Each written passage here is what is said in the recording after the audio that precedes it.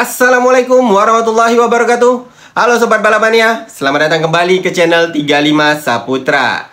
Terima kasih untuk sobat-sobat Balapmania semuanya yang sudah kembali mengklik channel ini, channel 35 Saputra. Semoga sobat-sobat Balapmania semuanya di dalam keadaan sehat-sehat selalu dan tanpa kekurangan satu apapun, serta dimurahkan rezekinya senantiasa selalu. Oke sob, pada pembahasan Bang Ud di video kali ini masih Bang Ud akan mengulas ataupun membahas mengenai dua pembalap dari Asia Tenggara yang saat ini sedang mengikuti program Road to MotoGP di ajang balapan Red Bull MotoGP Rookie Cup dan juga sebenarnya di Junior GP juga ya. Tetapi Bang fokuskan dulu mengenai ajang balapan Red Bull MotoGP Rookie Cup. Karena kedua pembalap dari Asia Tenggara ini saat ini sudah membuat pembalap dari Eropa ketar-ketir di ajang balapan program Road to MotoGP Red Bull MotoGP Rookie Cup. Ketar-ketirnya kenapa ini kira-kira sob? Nah, ketar-ketirnya karena tentu saja pembalap dari Asia Tenggara ini yang Bang Ud maksudkan adalah Veda Ega Pratama dan juga Hakim Danis sudah menunjukkan penampilan yang luar biasa dari ronde 1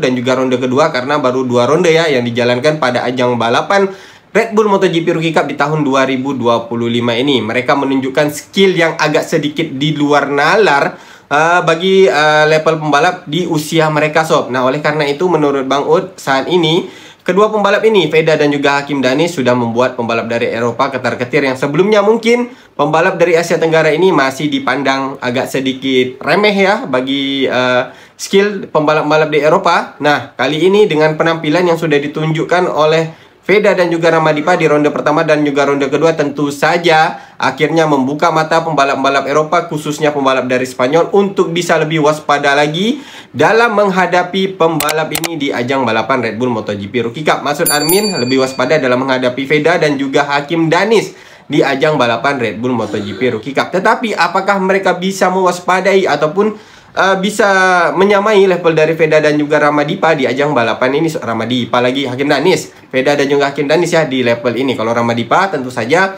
untuk tahun ini tampaknya levelnya masih belum mencapai level Veda ataupun level Danis ya sob. Semoga saja di tahun depan dengan pengalamannya setelah tahun ini full balapan di Red Bull MotoGP Rookie Cup dan juga di European Talent Cup ya, untuk Ramadipa sendiri di tahun depan secara skill dan juga secara mental akan lebih meningkat lagi. Dan semoga saja memang tahun depan Ramadipa juga masih akan dipertahankan di dalam program Road to MotoGP di ajang balapan Eropa. Karena sayang sekali apabila hanya baru 1 tahun tetapi Ramadipa ini sudah tidak lagi mengikuti ajang balapan program Road to MotoGP ini. Sebab di tahun sebelumnya ya sob, kalau Bang lihat ada beberapa pembalap yang diorbitkan ke ajang balapan program Road to MotoGP, seperti pembalap yang meraih posisi yang cukup baik di klasmen Asia Talent Cup. Tetapi ketika balapan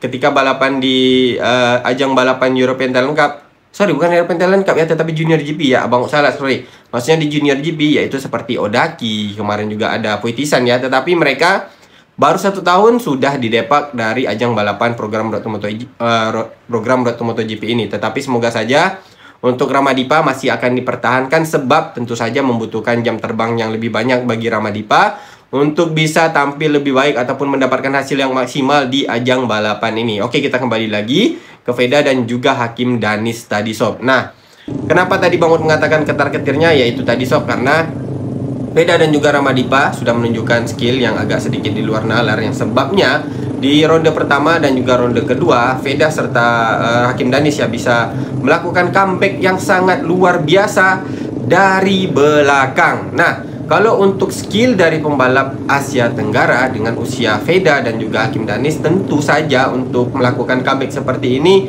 sepertinya agak sedikit di luar nalar ya sob. Sebab lawan mereka ini adalah lawan-lawan yang sudah berpengalaman di ajang balapan Eropa itu sendiri sob. Dan juga tentu saja mereka tidak akan mudah untuk melakukan overtake kepada pembalap-pembalap ini, yang pastinya sudah mendapatkan jam yang terbang yang cukup banyak juga, walaupun belum sampai ke program Road to MotoGP pada saat itu ya sob. Tetapi tentu saja rival-rival mereka ini di ajang balapan program Road to MotoGP pada saat ini sudah memiliki jam terbang yang cukup banyak dengan sirkuit-sirkuit balapan di Eropa.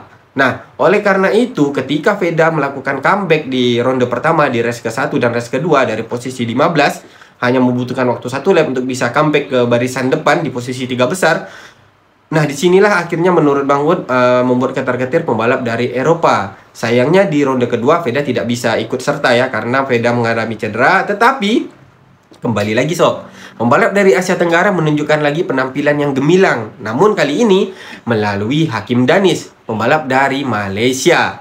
Nah, Hakim Danis ini di race ke-1 dan race keduanya, race ke-1-nya sudah bisa lah kita bilang kalau Hakim Danis memang penampilannya selalu konsisten ya di barisan depan. Tetapi di race kedua Hakim Danis membuat suatu kejutan, yaitu melakukan comeback dari belakang, benar-benar belakang sekali sob. Ini setelah terjatuh di dalam kondisi trek yang basah. Nah, ketika terjatuh di lap ke-1 belum memasuki beberapa tikungan ya sob, baru tikungan ke-1 ataupun kedua ya, Hakim Danis ini sudah terjatuh dan tertinggal dari pembalap di rombongan depan dan juga rombongan belakang tentunya. Nah, tetapi dengan mentalitas yang dimiliki oleh Hakim Danis, secara perlahan kalau kita bayangkan secara logika dan juga nalar, ini mungkin agak sedikit sulit bagi Hakim Danis untuk bisa naik podium pada saat itu di race kedua. Namun nyatanya Hakim Danis bisa membuktikan di race kedua, walaupun dia terjatuh dan juga tertinggal dari pembalap-pembalap lainnya di race kedua, Hakim Danis pada akhirnya di race kedua berhasil meraih podium. Tentu saja penampilan Hakim Danis ini juga untuk pembalap kelas dari Asia Tenggara dan juga seusia Hakim Danis ini sudah menunjukkan skill yang agak sedikit di luar nalar. Ya, tetapi tidak sedikit juga ya sob yang mencibir ataupun yang meremehkan kemampuan dari Hakim Danis ataupun Veda sob. Sebab banyak mengatakan tentu saja mungkin itu hanya keberuntungan lah, bisa comeback dari posisi belakang. Contohnya kayak Hakim Danis itu pada saat balapan di trek hujan. Nah, coba kalau di trek yang kering. Begitu juga dengan Veda ini sob, comeback dari bagian belakang ini karena motornya sama semua. Masih ada saja yang mencibir untuk prestasi ataupun kemampuan ataupun skill yang sudah ditunjukkan oleh pembalap dari Asia Tenggara ya. Tetapi ini tergantung dari pribadi masing-masing ya, dari netizen yang sudah menilai seperti itu. Tetapi kalau dari Bang Ut secara pribadi dan juga mungkin sebagian besar dari sobat balapannya, pasti sudah terbuka matanya melihat bagaimana pembalap dari Asia Tenggara yang ditunjukkan oleh Veda dan juga Hakim Danis sudah bisa menunjukkan skill dan juga kemampuan yang tidak kalah dengan pembalap Eropa ataupun pembalap dari Spanyol yang khususnya ya sob, yang memiliki skill di atas rata-rata. Biasanya ketika untuk program Road to MotoGP memang pembalap dari Spanyol inilah yang selalu mendominasi, dan itu ditunjukkan oleh Brian Uriarte. Kenapa Bang mengatakan Brian Uriarte? Sebab kalau kita melihat Brian Uriarte di ajang balapan Red Bull MotoGP Rookie Cup, walaupun dia tidak mendapatkan keberuntungan ya di ronde pertama dan juga ronde kedua, sebab di ronde pertama, race keduanya Brian Uriarte terjatuh karena pembalap lain, dan juga di race kedua pada ronde kedua juga terjadi lagi hal yang sama. Brian Uriarte terjatuh karena disenggol oleh pembalap yang lain. Kali ini disenggol oleh Hakim Danis pada saat Hakim Danis terjatuh ya, dimana Brian Uriarte mencoba mengovertake dari bagian luar, tetapi ketika Hakim Danis terjatuh, malahan motor Hakim Danis ini menyenggol Brian Uriarte ketika ingin keluar dari tikungan, dan Brian Uriarte tidak bisa menghindari dan akhirnya ikut terjatuh. Sayangnya pada saat itu Brian Uriarte tidak bisa melanjutkan balapan. Nah, semisalnya Brian Uriarte bisa melanjutkan balapan pada race tersebut ya sob, di race kedua. Nah, di sini Bang Ut juga ingin melihat apakah Brian Uriarte juga bisa tampil cepat di trek yang basah. Nah, inilah yang menjadi salah satu hambatan bagi Veda sob. Sebab kalau Bang Ut melihat ya, untuk Hakim Danis dan juga Brian Uriarte ini, karena kita melihat pembalap di barisan depan ya sob, kalau kita membicarakan pembalap pesaing di barisan depannya, yaitu Hakim Danis dan juga Brian Uriarte di tahun 2025 ini. Nah, kalau Hakim Danis sudah bisa menunjukkan bahwa di trek yang basah dia pun bisa menunjukkan kecepatan yang konsisten dan juga kecepatan yang luar biasa. Begitu juga dengan Brian Uriarte. Di mana melihatnya sob? Kita melihatnya ya, ini pada saat balapan di Junior GP, bukan di Red Bull MotoGP Rookie Cup, tetapi di Junior GP. Pada saat balapan di Junior GP di sirkuit Jerez di ronde pertama, di Estoril ya, Estoril Portugal, di ronde pertama Junior GP. Pada saat itu treknya basah. Keadaan dari sesi pre-practice, kemudian kualifikasi dan juga race-nya juga, sirkuit di Jerez itu sirkuit Estoril itu masih cukup basah. Nah, Brian Uriarte kembali menunjukkan walaupun dia bisa cepat di trek yang kering, ternyata Brian Uriarte juga bisa cepat di trek yang basah. Nah, inilah yang menjadi menurut Bang Ut ya, yang menjadi PR bagi Veda. Sebab dari segi skill di trek yang kering, kalau menurut Bang Ut, Veda ini 11-12 dengan pembalap Eropa. Tetapi ketika balapan di trek yang basah, nampaknya Veda masih belum mencapai level dari pembalap-pembalap Eropa. Nah, ini kalau menurut Bang Ut ya. Tetapi ini bisa saja dikembangkan lagi oleh Veda, sebab dari segi mentalitasnya Veda ini tidak kalah dengan pembalap-pembalap dari Eropa. Hanya saja ketika pemahaman di trek yang basah, Veda sering sekali mengalami kesulitan dan seringkali terjatuh di trek yang basah yang akhirnya merugikan Veda pada saat balapan. Dan ini terjadi pada saat ronde pertama dari ajang balapan Junior GP di sirkuit Estoril, Portugal, di mana keadaan treknya basah dan Veda pada akhirnya tidak berhasil menyelesaikan balapan sebab di race-nya Veda mengalami high side dengan keadaan trek yang agak sedikit basah ya sob. Dan akhirnya tentu saja membuat Veda juga rugi, tidak bisa mengikuti ronde kedua di ajang balapan Red Bull MotoGP Rookie Cup. Dan sekarang Veda sedang melakukan fokus penyembuhan yang di saat ini ya.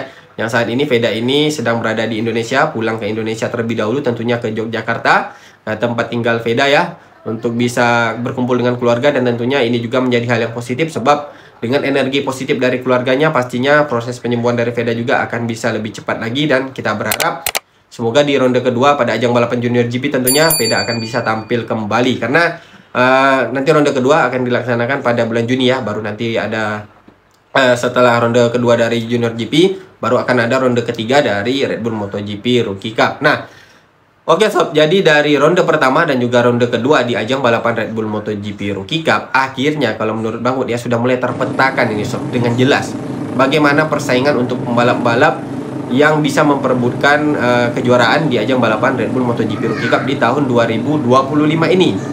Walaupun tadi Veda masih absen di ronde kedua, tetapi dengan skill yang cukup di luar nalar yang sudah ditunjukkan oleh Veda di ronde pertama, pastinya Veda ini akan menjadi ancaman di dalam perebutan gelar juara di Red Bull MotoGP Rookie Cup. Maksudnya ancaman bagi pembalap-pembalap Eropa dan juga pembalap yang lainnya. Nah, tentu saja kalau dari Bang Ud sangat mendukung Veda ya sob, sebab ya dari kemarin juga Bang Ud sudah mendukung Veda untuk ajang balapan di Eropa dan juga program Road to MotoGP. Sehingga tentu saja Bang Ud berharap Veda bisa cepat kembali ke ajang balapan Red Bull MotoGP Rookie Cup untuk bisa memperbaiki posisinya di klasmen pada ajang balapan Red Bull MotoGP Rookie Cup yang akhirnya di akhir musim Veda nanti akan bisa memperjuangkan untuk meraih gelar overall champion di Red Bull MotoGP Rookie Cup tahun 2025 ini. Tetapi masih ada lagi ya sob, seperti Hakim Danis dan juga Brian Uriarte yang penampilannya ini cukup konsisten, tetapi konsistennya kalau menurut Bang Ud masih berada di Hakim Danis. Sebab Hakim Danis dari ronde pertama dan ronde kedua semuanya berhasil finish dan selalu di barisan depan, selalu di podium ya untuk Hakim Danis. Maka tentu saja Hakim Danis yang akan menjadi penantang kuatnya di dalam memperebutkan gelar juara dunia di Red Bull MotoGP Rookie Cup. Sedangkan Brian Uriarte tadi sudah kita tahu kemampuannya dari ronde pertama dan juga ronde kedua sudah tidak bisa kita ragukan lagi untuk Brian Uriarte, sebab dia adalah pembalap dari Spanyol dan juga pembalap yang memiliki segudang jam terbang serta manajemen yang tepat untuk meraih gelar juara di ajang balapan program Road to MotoGP. Oke sob, selain tadi Brian Uriarte dan juga Hakim Danis untuk rival-rival dari Veda ya di dalam perebutan gelar juara dunia, masih ada lagi pembalap lainnya yang mungkin belum kita prediksikan ini akan bisa memperebutkan gelar juara dunia gelar juara Red Bull MotoGP Rookie Cup di tahun 2025 ini ataupun di setiap rondenya. Tetapi bisa saja nanti pembalap ini akan menjadi ancaman juga, sebab setelah dari ronde pertama dan ronde kedua terlihat sob ada beberapa nama pembalap yang akhirnya bisa muncul di dalam memperebutkan barisan depan, walaupun dengan kondisi trek yang bisa kita katakan tidak sesuai ekspektasi ya, seperti trek basah. Tetapi dari sini kita menunjukkan ya balapan bisa saja terjadi juga di ronde-ronde selanjutnya, bisa juga trek yang basah ataupun trek yang kering. Nah, nantinya bisa saja kalau misalnya di dalam 10 balapan tersisa lagi ya, ada 5 kali race juga di sirkuit yang basah, bisa saja nanti pembalap-pembalap ini yang kuat tampil di sirkuit yang basah, mereka ini juga akan muncul di dalam perebutan gelar overall champion pada Red Bull MotoGP Rookie Cup di tahun 2025 ini. Seperti ya contohnya sob,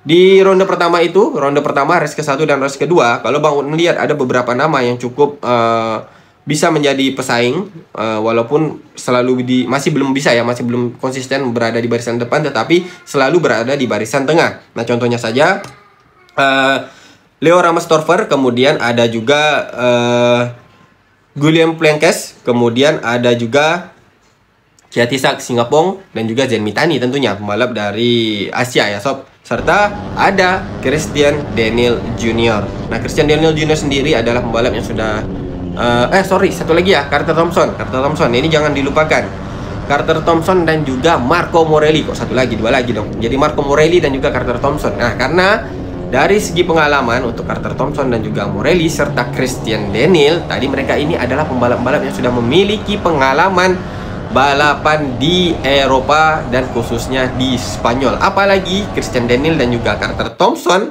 mereka ini berani hijrah ke Spanyol untuk bisa menimba ilmu balap di Spanyol, sob, untuk bisa berlaga di ajang balapan program MotoGP, sehingga nantinya mereka bisa mendapatkan peluang untuk diorbitkan ke jenjang yang lebih tinggi, yaitu ke jenjang balapan Grand Prix. Nah, sob, itu dia ya. Kalau menurut Bang Ut tadi, kalau seperti Carter Thompson dan juga Marco Morelli serta Christian Daniel, ini terlihat memang mereka sudah memiliki kemampuan agresivitas seperti halnya pembalap-pembalap dari Spanyol lainnya ya, sob. Walaupun Marco Morelli berasal dari Argentina, Carter Thompson dari Australia, kemudian Christian Daniel itu dari Amerika. Tetapi karena mereka ini sudah stay cukup lama di Spanyol, ini terlihat ketika balapan di race kedua di ronde pertama Red Bull MotoGP Rookie Cup, bagaimana Carter Thompson yang sempat membuat Veda terjatuh ya dengan agresivitasnya ketika masuk ke tikungan, yang akhirnya menyenggol Veda dan menyebabkan Veda kehilangan kendali.